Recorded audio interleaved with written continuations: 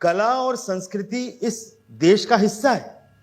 अब मैं आपको छोटा सा एक एग्जांपल देता हूं कि एक छोटा सा प्रश्न पूछिए कभी अपने आप से कि भाई संगीत सुनना क्या जरूरी है? गाना जरूरी है? नाटक जरूरी है? डांस, ताल शास्त्र, पेंटिंग आप न करें तो भी आपके जीवन में क्या फर्क पड़ना है? आप जिएंगे, आप सांस लेंगे, पर एक फर्क पड़ेगा। कोई भी देश जहां पर संगीत, नृत्य और नाटक पर बैन हुआ, वो 20 से 25 साल के अंदर टेररिज्म का एपिसेंटर बन जाता है। आपके बगल में उदाहरण है, 1989 जियाउल हक ने पाकिस्तान टीवी के ऊपर से म्यूजिक, थिएटर और डांस को बैन किया। You can see the result. जहां जहां भी है वहां पे आप देखेंगे कि ईरान सारे म्यूजिशियंस को मार दिया, डांसर्स भाग गए, थिएटर बंद हो गया। सीरिया, आप जो जो प्रॉब्लमेटिक एरियाज है वहां आप देखेंगे तो what does a performing art form do, उसका योगदान क्या है, इसको बहुत समझने की जरूरत है। एज एन आर्टिस्ट मुझे लगता है कि I should definitely tell you, आप हर दिन साबुन से नहाते हैं, आप हर दिन अपने कपड़ों को साबुन से धुलवाते हैं। क्यों? क्योंकि जो गंदगी है वो साफ होती रहे, और ये हर दिन का काम है। ऐसा नहीं होता कि आप साल में एक बार नहा लें और कहें भैया मैं साफ हो गया। नहीं, हर दिन आपको नहाना पड़ता है। पर आपकी आत्मा की सफाई कैसे होगी? आपकी आत्मा में जो इतना सारा गुस्सा, इतनी सारी हताशा, इतनी उदासी, इतनी ईर्ष्या, इतना वैमनस्य, इसकी सफाई कैसे होती? तो इसकी सफाई होती है म्यूजिक से, इसकी सफाई होती है डांस परफॉर्मेंस देखने से या डांस करने से। हमारे यहाँ देखिए शहर नहीं थे, हमारे यहाँ गांव थे, and every village was self dependent, और every village had a mandir. Now what is the meaning of mandir? The meaning of the word mandir is ghar. मंदिर केवल भगवान का होता था, आदमी की झोपड़ियां होती थी, आदमी की कुटी होती थी। पक्का मकान जो है वो केवल ईश्वर का होता था।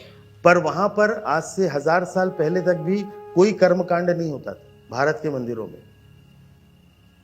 मंदिर में लोग जाते थे, चुपचाप बैठते थे और आ जाते थे। आज भी आपको ऐसे बहुत से लोग मिलेंगे आपके ही घर में जो हर दिन एक नियम से मंदिर जाते हैं और थोड़ी देर बैठते हैं, आधा घंटा, 1 घंटा। उनसे आप पूछिए, बोले काका दर रोज तुम्हें जाओ छो मंदिर में, क्या मिलता है? बोले बेटा पता नहीं, बस अच्छा लगता है, शांति मिलती है। क्यों अच्छा लगता है? वो क्या चीज है जो मिलती है वहां पर, और क्यों मिलती है? तो आज की भाषा में समझे तो these temple premises were like power banks, जहां जाते साथ आपका मोबाइल चार्ज हो जाता था, और जैसे ही चार्ज हो गए आप बाहर निकलते थे, अपना काम अच्छे से और अच्छे से करते। पर इस पावर बैंक को कौन चार्ज करता था? पावर बैंक आपके मोबाइल को चार्ज कर रहा है, पर पावर बैंक को भी तो चार्ज करना पड़ेगा।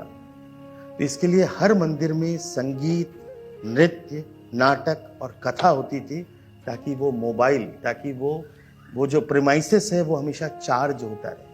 इसलिए आप कभी जाएंगे किसी मंदिर में जहां पर नित्य आरती होती है, नित्य कथा होती है, आप अंदर जाएंगे, आपको वाइब्रेशन से मालूम पड़ेगा कि ये जगह कुछ अलग है। तो इसको हमको समझना पड़ेगा। और इंडिया के एवरी आर्ट फॉर्म, चाहे वो पेंटिंग हो, चाहे वो स्कल्पचर हो, चाहे डांस हो, चाहे थिएटर हो, everything came out from temples. तो इसलिए हमारे यहाँ इस चीज को बहुत समझना पड़ेगा। और टेम्पल का मतलब भी बड़ा विस्तृत अर्थ है, उसको मैं ज्यादा नहीं बता रहा हूं, पर कम शब्दों में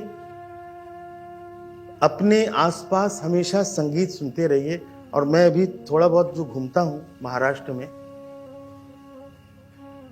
मेरा ऐसा अध्ययन अभी तक का है कि मुझे एक भी गांव ऐसा नहीं मिला जहां नित्य कीर्तन होता हो और वहां पर आत्महत्या होती।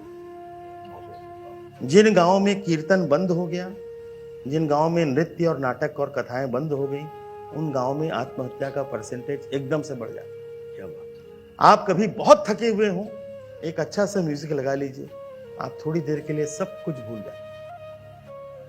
तो ये मुझे लगता है कि एक बहुत बड़ी औषधि हमारे पूर्वजों ने हमारे लिए दी हुई है और हमको उसका उपयोग करना चाहिए। और बहुत फ्री की औषधि आजकल तो, thanks to YouTube everything is available.